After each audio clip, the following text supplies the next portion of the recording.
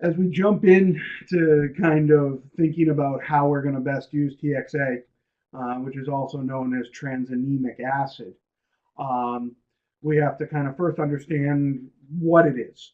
And so we're going to try to jump into some, at least some science, and then we'll kind of go on to the meaningful use. And so TXA is really a medicine that's been around for a while. It's been around long enough that it is a generic drug, which makes it a fairly cheap drug to administer. 10 to 30 bucks per dose of IV drug is actually probably in line with most of the medicines that you guys use regularly in an IV formulation. Um, and quite frankly, for kind of what we're going to see we use it for, it's pretty appropriate. It's interesting because this is a drug that is comes in pill form and is sold over the counter in both Britain and Japan for heavy menses, and some people in Japan are reported to have used it for headache, which is pretty straightforward and interesting. Um, as we kind of move forward, we've got to think about in how we are we in thinking about how it works. We have to think about how blood clots. And when you remember, when blood clots, it's a clots are a formulation of these red blood cells that you can see as big red blobs, and that are kind of stuck in this web of fibrinous, in a way, proteins that kind of jam everything together and plug up any holes. The way the body plugs up a hole in a blood vessel is basically by creating one of these webs of blood cells and proteins such that it plugs the hole. Basically, the way that that happens is that when the blood vessel is ruptured, some proteins in the ruptured blood vessel stimulate the proteins in the blood to start forming this web that all of a sudden the blood gets captured by, such that it creates, in a way, a thick enough web that the hole is plugged. Why I say that is because, as with everything in life, the plugging of these holes are a balance between the formulation of this web and then the breakdown of the web. Because certainly almost as quickly as the clot starts to form, the body starts breaking down the web of proteins. The way it does that is by releasing TPA, which most of you will recognize as the drug that we use to break up blood clots causing either heart attack or strokes. And the body releases TPA such that that creates another protein, plasmin, which attacks all the fibers that make up the web and breaks it up.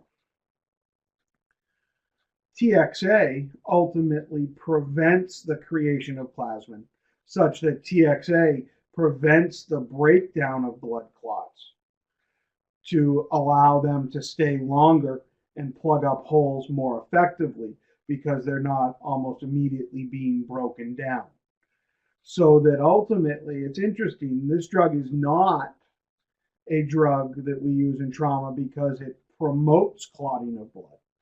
It's actually a drug that we use in the setting of trauma and hemorrhage because it ultimately prevents the breakdown of clots as they form. That's an interesting distinction. It doesn't have much sway or meaning as to kind of why and how we use it. But I think it's just an interesting scientific distinction worth noting more than anything else.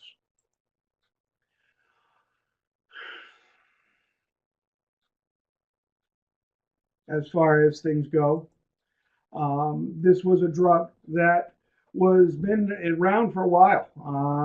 It's was something that was actually approved in '86 to prevent bleeding after dental extraction in hemophiliacs.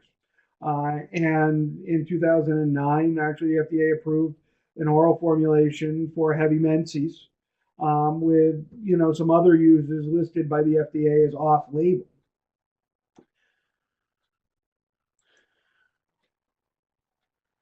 for a long time now, TXA has been used in the surgical suite to reduce bleeding in the setting of surgery, um, with with for any significant surgery.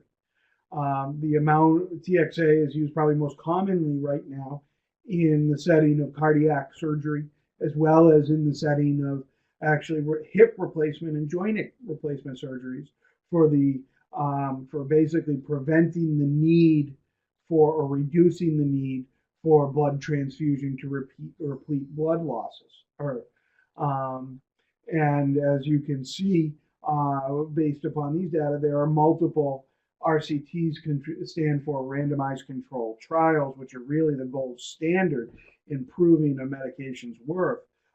We can see that ultimately, there are many studies that, when we pool all their data, show that there is significant benefit to TXA in preventing blood transfusion in the OR, and from there, significant safety profile as well.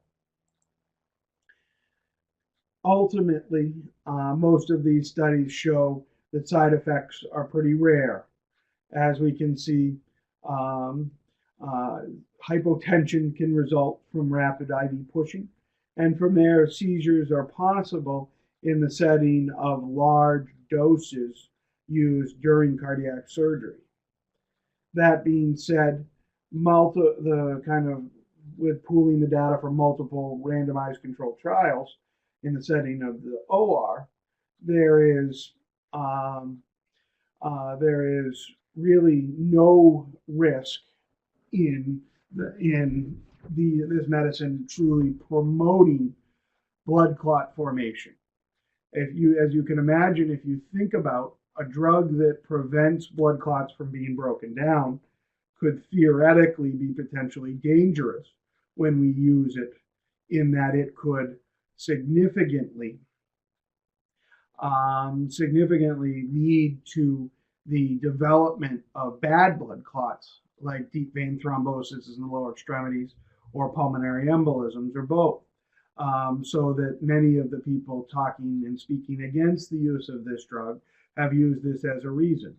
But here, in the setting of people in the operating room, we can see that there are generally fewer deaths and fewer clots based upon this study than PVP, or than in the groups that did not receive TXA.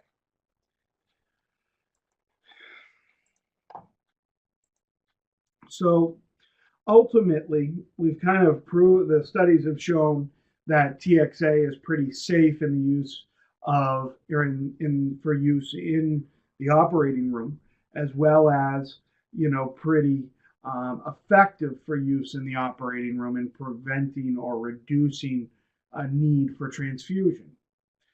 The next question then becomes, if it safely prevents bleeding, are we safe to use it in the setting of trauma?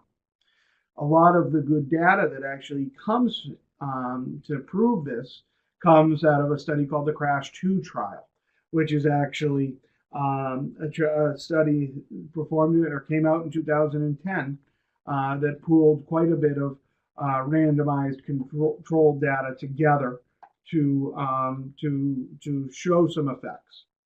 Also, there was a question asked of could we use it in GI bleeding, and also the question of could we use this in postpartum hemorrhage.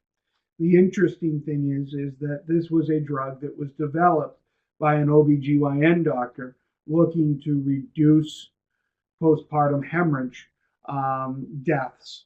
And it's interesting that the FDA then went on to approve it for use in reducing perioperative blood transfusions, or need for blood transfusions, but took a little while to really buy into the need to have it approved for postpartum hemorrhage.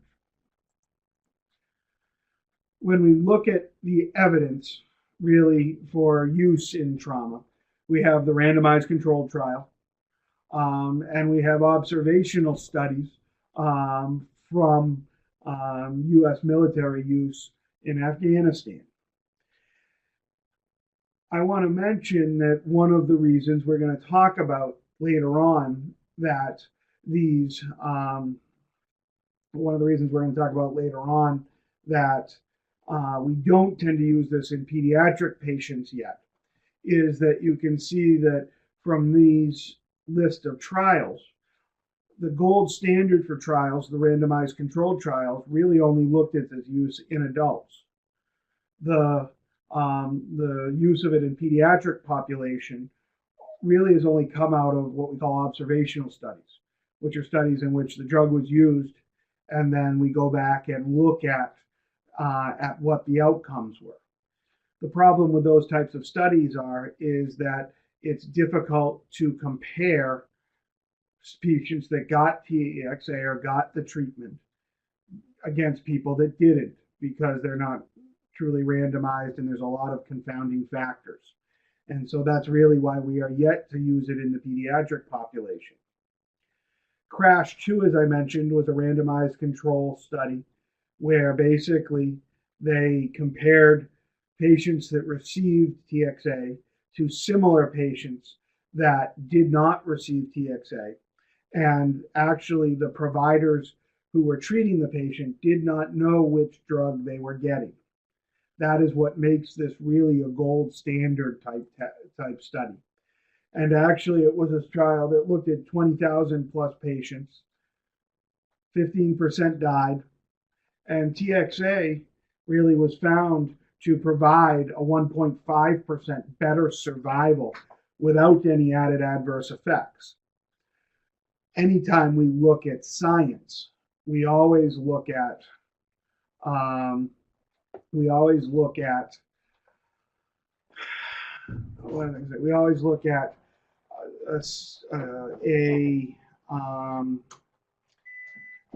this basically statistical test that asks how many people do we have to give this drug to before we save one life.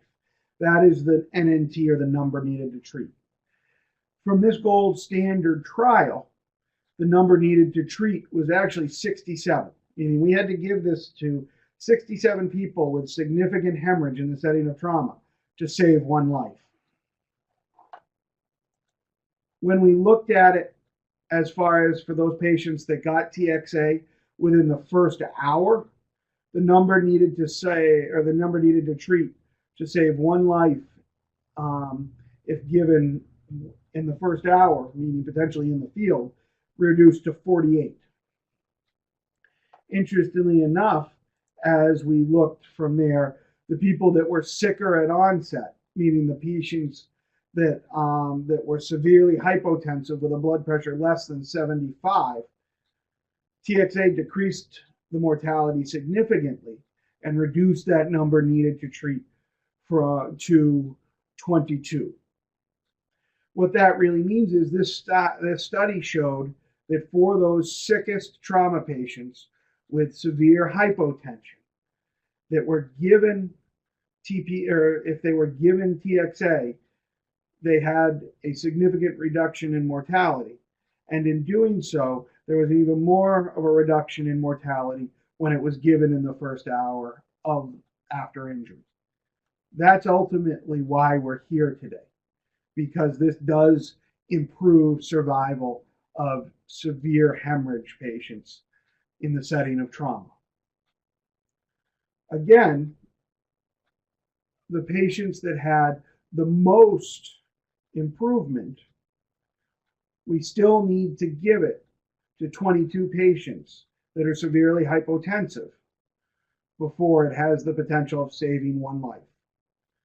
The number needed to treat is a number that I want to see around 2 or 3, so that it means that it's a drug that has an impact in everybody you give it to over whatever it's compared to.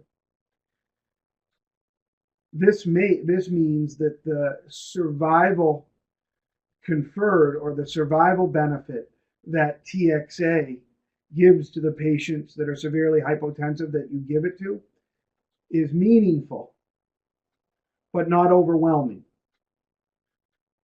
And what that means is while this TXA can be important in increasing the patient's likelihood of survival in the setting of severe hemorrhage from trauma. It is not the one thing that is going to save their life. Quite frankly, most patients, if given TXA and no other basic trauma life support skills that you all utilize already, the patient's going to die. That means that ultimately here, TXA is another weapon in your armament. It is a weapon that comes out as you've treated the potentially life-threatening issues like airway compromise, pneumothorax, and after you've controlled bleeding. Again, this is the TXA confers increased survival when given in conjunction with all the usual trauma life support processes that you already utilize and are already written in your protocols. Why I say this is getting that gunshot wound victim, putting an IV and giving them TXA and driving fast is not going to increase their rate of survival. This is not a wonder drug. This is a drug that, as we're going to go in, it has some improvement in survival as conferred by the numbers we just looked at. But as the numbers we're going to look at in the future show, has really very little downside. And that's why we're giving it. A drug with the number needed to treat of 22, if it had some significant risk profile to it, we would never give it all. And so, again, this is a drug with present but minimal benefit. Again, the CRASH 2 trial really was utilized, in the criteria for being entered in this trial were that you had to be a trauma patient, judged to be 16 years or older, with significant hemorrhage, judged by systolic blood pressure less than 90, or heart rate less or more than 110 beats per minute, or they were considered to be at risk of significant hemorrhage. And by this study, basically had to be given within 8 hours of the time of injury. This type of study and this type of thinking is very similar to the type of thinking that made the use of aspirin standard in patients that are having chest pain. That similarity and comparison is ultimately what brings us here, because certainly I would argue that aspirin has some downside in a lot of cases of chest pain, but we still do that reflexively. And in a way, that's Matt Bibbins' argument as to why this should be standard in the pre-hospital setting, because the benefit and the risk are similar to that of aspirin and chest pain. So if we already do that, why not do TXA? Ultimately, when you looked at a lot of the studies, there was no increase in clotting in the patients that received TXA. That the numbers when it came to DVTs, PEs, strokes, heart attacks were all very similar between the patients that received TXA and the patient groups that didn't. On top of that, there were very few total vaso-occlusive events and deaths, and no increase, and even less vaso-occlusive events and deaths in the TXA arm versus the control arm, which means that this is not a dangerous drug that's going to make everybody develop a PE or a DVT. Again, pretty similar to why we give aspirin. Two very consistent data points and data sets between the trial that shows that TXA is probably useful in the setting of trauma and the trial that shows that aspirin is very helpful in the setting of MI. Yet aspirin has been widely accepted and TXA really doesn't seem to want to be. Very interesting.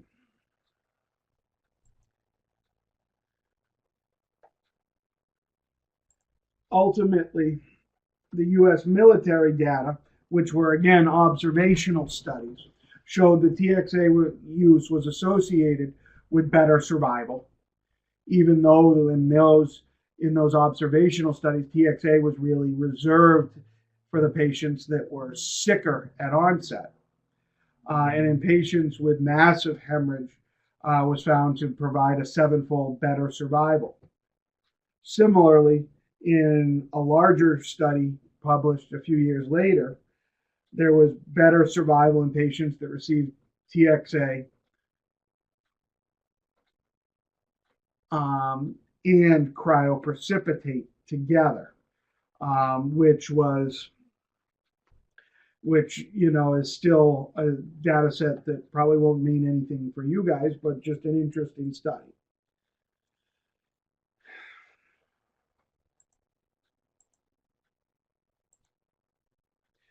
The military also looked at the use of TXA with pediatric patients. And again, I'll remind you that this was an observational study, which hasn't been proven with randomized controlled studies. But when the U.S. military doctors giving this to severely injured pediatric patients, the observational study found that the patients with the most massive injuries got TXA, and the patients who received TXA got a 3-fold decrease in mortality, which suggests a number needed to treat of 16. These patients also had better neurotimes and less ventilator times, which probably argues that using this drug in a pediatric setting may be a good idea. But again, this is not a gold standard test that is going to get the scientific, the scientists and us doctors jumping to utilize it in that patient population yet. And that's why we're going to see that TXA is not going to be used in pediatric patients as of yet. Again, overall, this data all really pushed the U.S. military, the World Health Organization, and the state of Rhode Island to put TXA on the trucks, and to put TXA as a very meaningful use medication in the setting of trauma. Quite frankly, the mass EMS protocol is based on that CRASH 2 trial that I mentioned to you, and is that TXA will be given as a 1 gram dose over 10 minutes to the patients that meet the criteria. Interestingly enough, it'll then be up to whoever the receiving institution is to follow or not the CRASH 2 protocol of a 2 gram of TXA over the next 8 hours. I've mentioned that there is a patient population that is eligible. Ultimately, the patients who are eligible are patients with significant traumatic mechanisms suffered within the past 3 hours, who appear to be over the age of 16, and show signs of significant hemorrhage, which can be systolic blood pressure less than 90 or heart rate greater than 110 beats per minute, or are at high risk for significant hemorrhage in a paramedic's judgment. What does that mean? Well, you've got the 20-year-old patient, or I forget her exact age, but a 20-something-year-old female with with a leg amputation from a boat propeller. Quite frankly, that's the that you get in the first hour that she had the injury.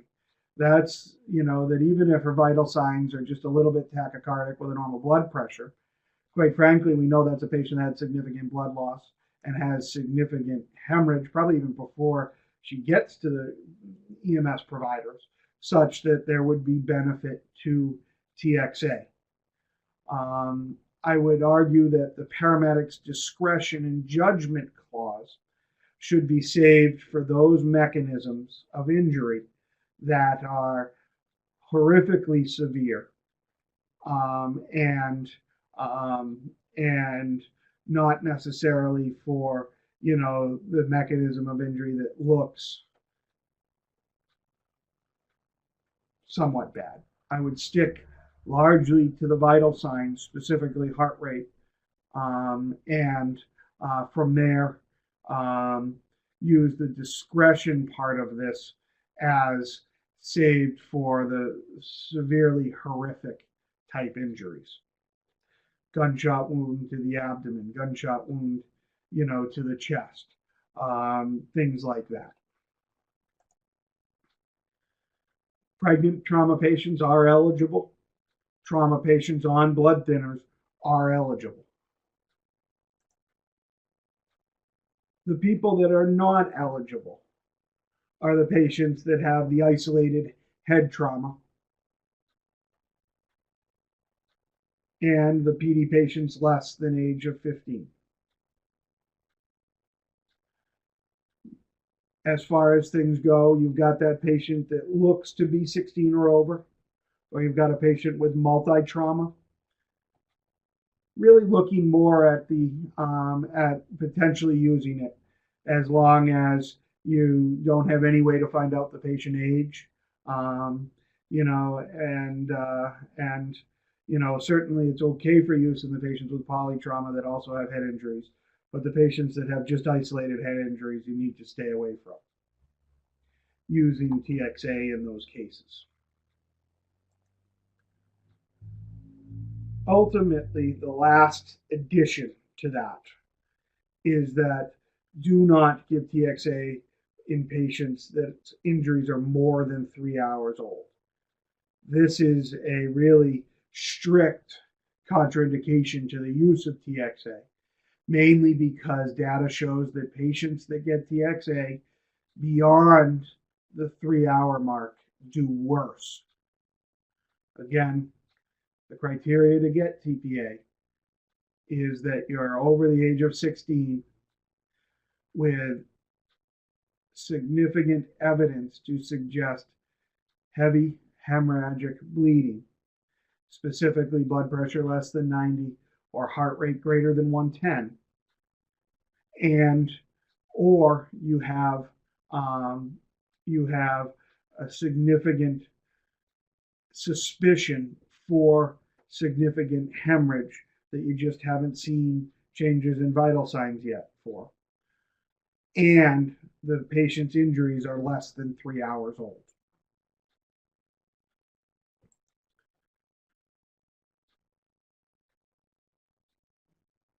Ultimately, a reminder that we're waiting for somebody to do that randomized control of TXA in the pediatric trauma patients. Don't hold your breath, because it's exceptionally difficult to perform randomized controlled studies in pediatric populations.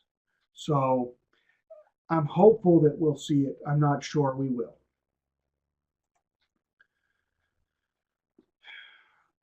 Ultimately, we've got multiple randomized controlled studies that show that TXA is safe. It's been used over the counter in foreign countries for decades. And what that truly means is that, kind of like I said before, even though the benefit is small, with no risk, and really no risk associated with it, the small survival benefit for the patients that are sickest and we have the least chance of saving based upon their injuries, this is a drug that we want to use to give those patients a potential chance. And even though the increased benefit is small, the cost of the medicine and the risk of the medicine is rather low, such that there is benefit to us putting it on the trucks. But again, this whole factor is why I haven't rushed to put this on the truck. Again, this is not the next best thing since sliced bread. This is not what's going to save every trauma patient you give it to. This is another tool in the toolbox to help improve the survival of gravely injured, bleeding trauma patients. That's all. That's why it's on the protocols. But again, that increased survival is small, such that we're taking a slow approach to rolling this out, or a slower approach to rolling this out, so that we can make sure that we do it well and do it right. Ultimately, the questions now, of course, become, how do we use it? Well, within the state of Massachusetts, in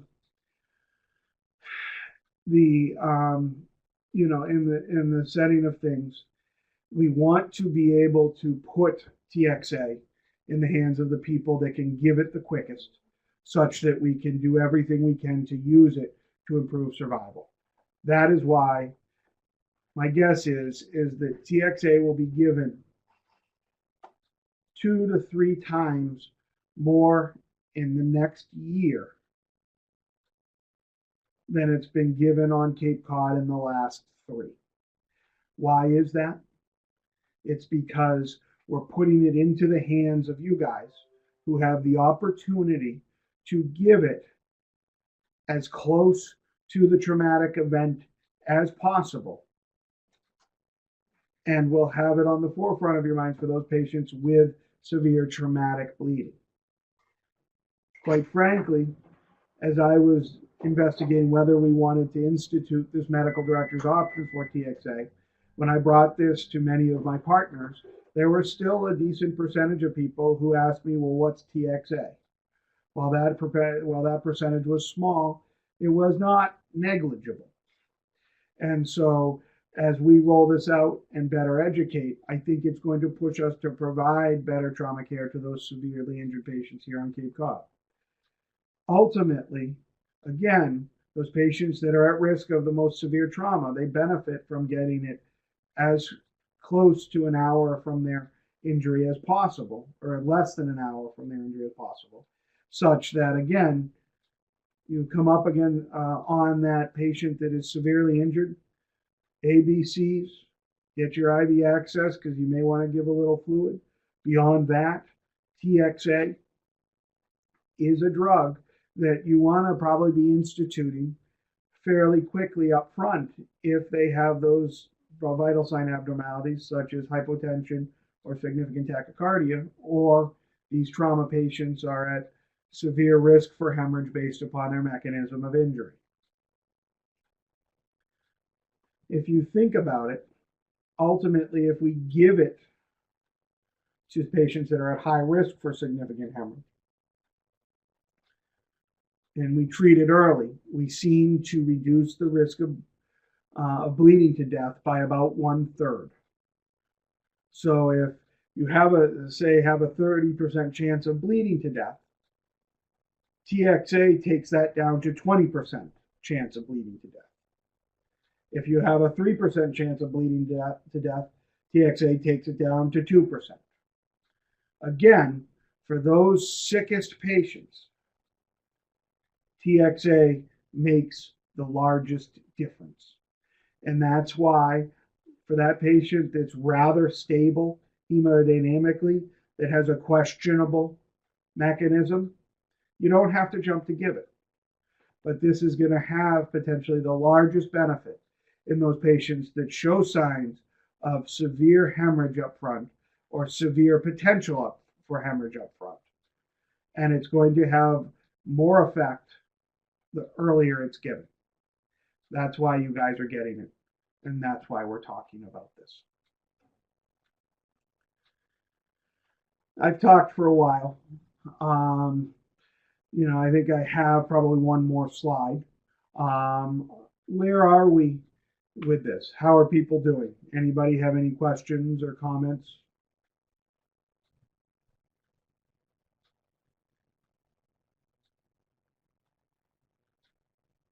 Well, Zach, I'm glad you like it. I hope they took my ability to watch all the people away. Yeah, I've been watching you, Yarmouth, but I was just making sure you weren't sleeping. As far as things go, um, oh no, Chatham's not sleeping either, so they're good. So they're good. Okay, good. I think that one of the biggest things that I've wanted to get across here is that this has some benefit, but it's not the best thing since sliced bread. And I keep saying that because I don't want this to be something that is the only thing given to trauma patients. I want everyone to do what they normally do on a regular basis to treat the severely injured trauma patient. But I just want them to think if they have a moment to get that TXA running and going and give it over 10 minutes, that those severely injured patients will likely have some benefit from it. It may be small, but there will be some benefit. Do I have anybody else with questions?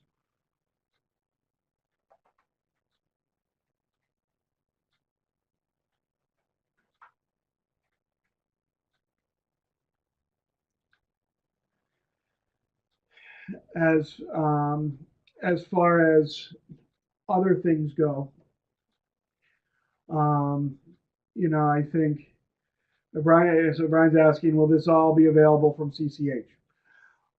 Really, what we are waiting for making um, this available is for the majority of our providers to be trained on it, such that it will have meaningful use and rolling it out.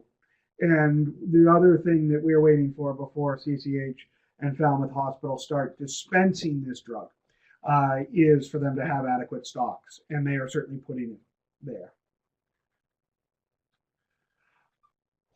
So the next question is do we put 1 gram straight through the IV over 10 minutes, or is there an option of putting it into a 100 ml bag and running it? Quite frankly, I apologize. I don't know the exact formulation that it will come from the hospital. But I would wager the guess that it will either come in a 100 ml bag or it will come in a concentrate that gets put into a 100 ml bag and run over the 10-minute period. Probably without syringe pumps, which yes, may be coming. It's going to be very difficult to put, it's going to be very difficult to time out the kind of slow boluses to give it over 10 minutes, such that I would highly suggest running it in some volume of fluid over a 10-minute period. So it looks good. So I guess let's try something. It looks like Nicole Stanley has a question. Do you want to ask a question? Let's see if we can. Hey Tom, how do we make her? How do, turn her mic on. Can I just click it? Nicole, can we hear you?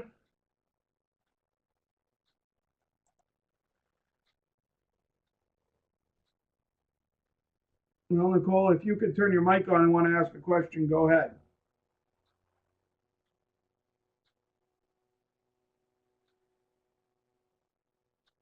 All right. Can you? How's your microphone working? Do you want to ask a question? Well, while we work on that, there's a couple. Um, there's a couple other questions that we'll get to. The question of does it require a dedicated IV comes up, and the answer is that no, I don't believe it will require a dedicated IV. Ultimately, with these significantly severely injured trauma patients, the more access points and the bigger access points you have, the better. such that you're going to have the ability to give IV fluid through one IV and potentially pain medicines. And my guess is that TXA probably does not interact with the common other medicines that you would give, like fentanyl or Zofran, or something like that. Such that, to me, we will ask the pharmacy because they are the better ones to ask it. But I think it's definitely okay to administer it at the same time as you administer saline through the same IV. And my guess is that there's no interaction with fentanyl or Zofran. But that's certainly something that we will vet. And as we put out kind of updated rollout information to the medical directors of each service, or not the medical directors, but the EMS supervisors of each service, that we will make sure that that information is there. Also, the next question is, do large volumes of saline have an impact on the effectiveness of TXA?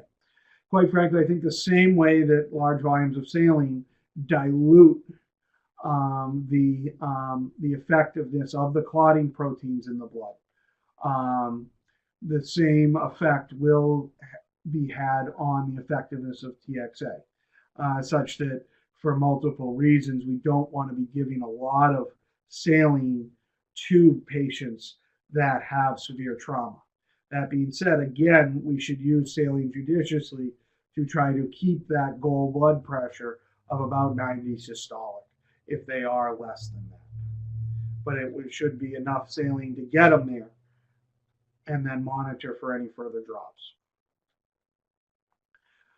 From there, the next question that we have is have I talked to any of the AHMDs from the Fall River area in terms of their service successes? Well, I've talked with Matt Bivens extensively. I think one of the hardest parts about this is that without large numbers and fancy statistics, it's hard for a service specifically to really identify the benefit of TXA. And again, I think the data that shows the benefit of this is the data that I reviewed with you. Because for a drug that has a benefit, but is such a large number needed to treat, it's hard to get meaningful stories and success rates without large numbers of administration. And even then, it's hard to truly say that this drug saved that person's life, because I'll guarantee you that that person's life, when they got stabbed in the neck, was probably saved by where the blade went, rather than how close they were to a trauma center, rather than getting TXA in the field. And that's the difficult thing about all of this, because it's not a wonder drug that saves every trauma patient.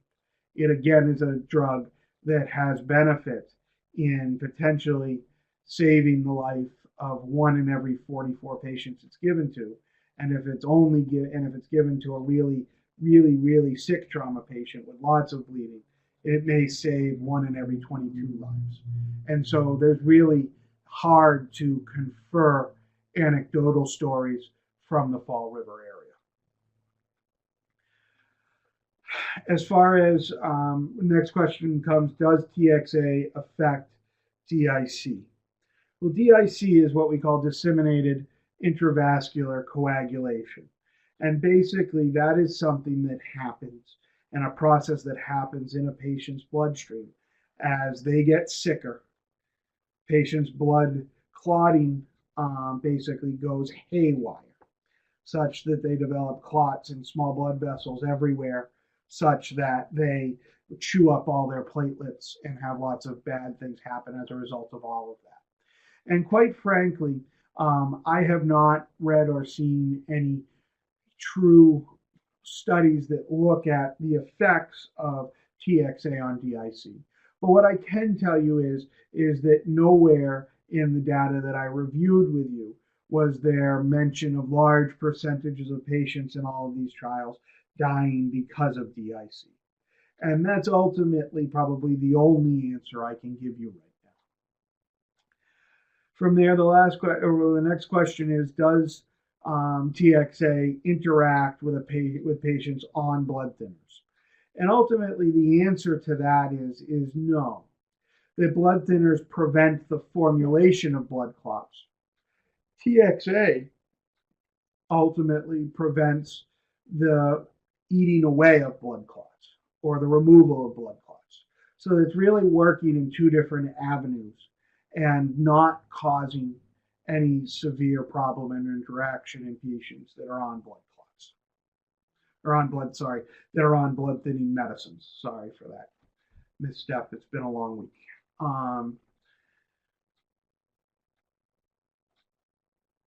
What other questions do people have?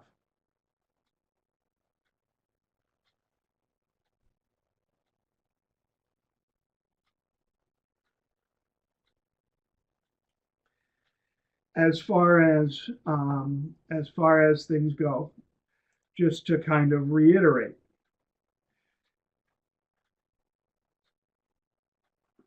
if we use this for EMS if EMS services across the United States use this, potentially we could save about 4,000 lives per year. It's interesting because this number is impressive, but think about the number of traumatic patients that the U.S. sees that have significant bleeding, and you realize that that number may be, that number may not be as overwhelming as we'd like to think. The other thing to remember is that if we confer the same calculations used to calculate this number, if used by all EMS organizations in the state of Massachusetts, given the number of severe traumatic injuries that are conferred in this state, we potentially, in adding TXA to the trucks, will save 4 extra patients per year. That means on Cape Cod, if we use it for all severely injured traumatic patients, we potentially may save 1 life every 2 years. Again, very rough calculations, very rough numbers. So it's meaningful because for something that says low risk, I hope that if it's me that has that severe traumatic injury, that I get it because it may help. But again, it provides very little added survival if you don't do the regular traumatic care that you normally provide.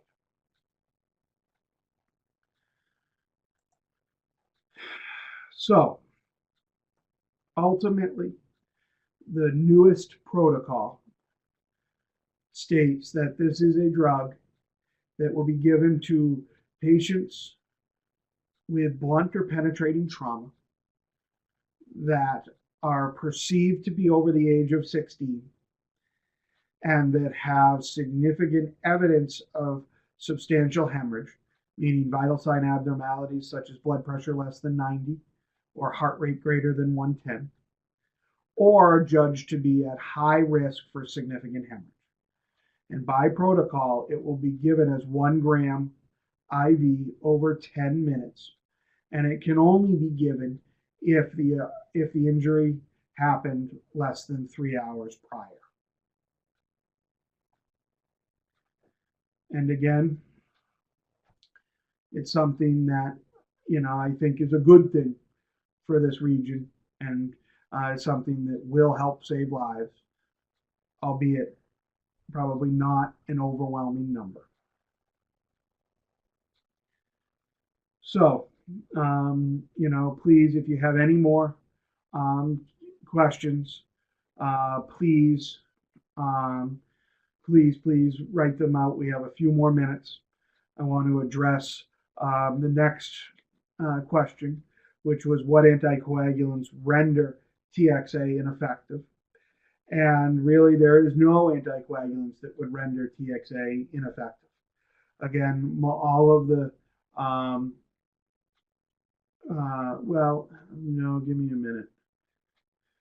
All of the anticoagulants that we currently use prevent the development of clots through a completely separate pathway than what are the pathways used by anticoagulants. TXA uses a completely separate pathway to reduce or to break up the clots. So that again, TXA works completely separate of any anticoagulant in treating patients with significant hemorrhage. Because again, it prevents the breakdown of clots rather than affecting the development of clots, where all anticoagulants prevent the development of clots.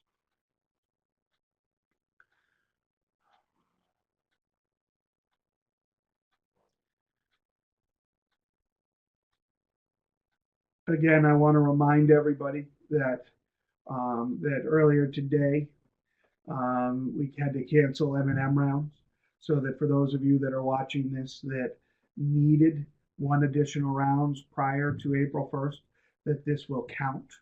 It doesn't count as the usual 2 hours for rounds. It only counts as 1 hour of Con Ed, but it counts as one of your 2 required rounds.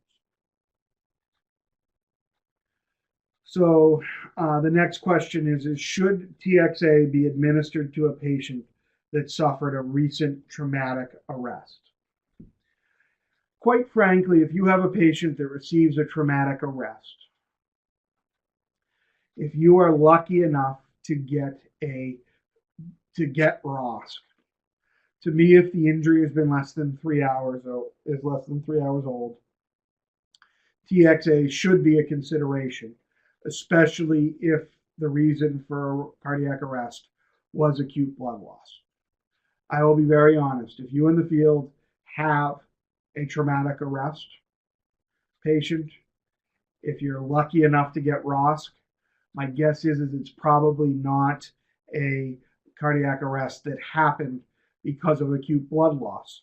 It's probably a cardiac arrest that happened because of hypoxia from airway obstruction, or from from a pneumothorax that you've needled or something like that. And if they have evidence of other ongoing bleeding, or they have significant vital sign abnormalities, I think yes, you can consider TXA. But I think that again, remember that there are other ways other than hemorrhage that traumatic patients die. And oftentimes, most patients that have a traumatic cardiac arrest in the field are dead when they lose their pulse. The ones that aren't are the patients that can have a quick resolution of their airway issue, or a quick resolution in their in the obstructive shock caused by a pneumothorax, hemothorax, or pericardial tamponade. Otherwise, a patient that goes into cardiac arrest because of severe blood loss, I guarantee you that no volume of fluid in the field will fix the cardiac arrest.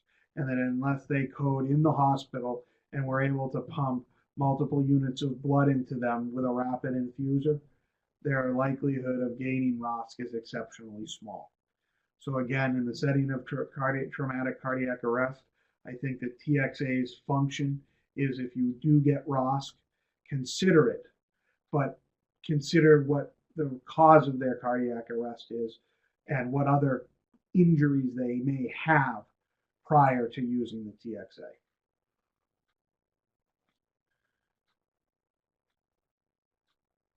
Perfect. Well, I'll give one more minute for people to answer questions or to ask questions. I think otherwise we'll wrap this up here. I think, hit the 1 hour goal, hopefully pretty effectively. And I am rather happy with so far how this has gone. And certainly, as in the future, I look forward to feedback and comments about what we can do differently, how we can improve it, or if we need to keep it the same. And so I hope everybody has a good night. And if we don't get any more questions here in a couple minutes, we'll stop it.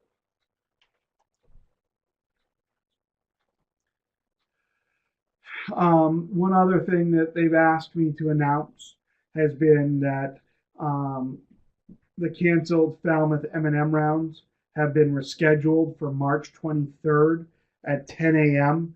at the Sagamore Fire Station for anybody that is interested. Again, the canceled Falmouth M&M rounds for the month of March 2008. Oh Jesus, yeah, it's 2018. I'm out of it. For those people that are needing one more round before April 1st, you can go to the Sagamore Fire Station March 23rd at 10 a.m. So one other question is any special storage requirements for TXA on the ambulance? No, I believe the TXA can be stored at ambient temperature very safely. It is not a controlled substance, so it's something that could probably stay very well in a drug box or even a first in bag for that matter. Again, I don't think it's a necessary thing for a first in bag based solely upon the fact that there's other things that we probably should be addressing first prior to getting that on board. So this is like not the first 10 seconds kind of drug, it's probably the first 10 minutes kind of drug for a severely injured patient.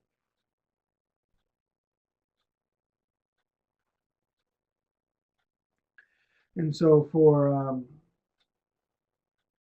just to kind of add to the comments, for those of you planning on attending the Falmouth M&M rounds in Bourne in the Bourne Sagamore Station on March 23rd, there will be overflow parking of the Dunkin' Donuts or at the Sagamore commuter lot.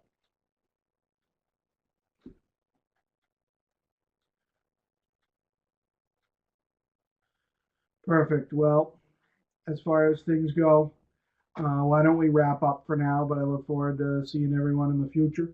And certainly with any questions, please feel free to contact me and we'll go from there. Thank you.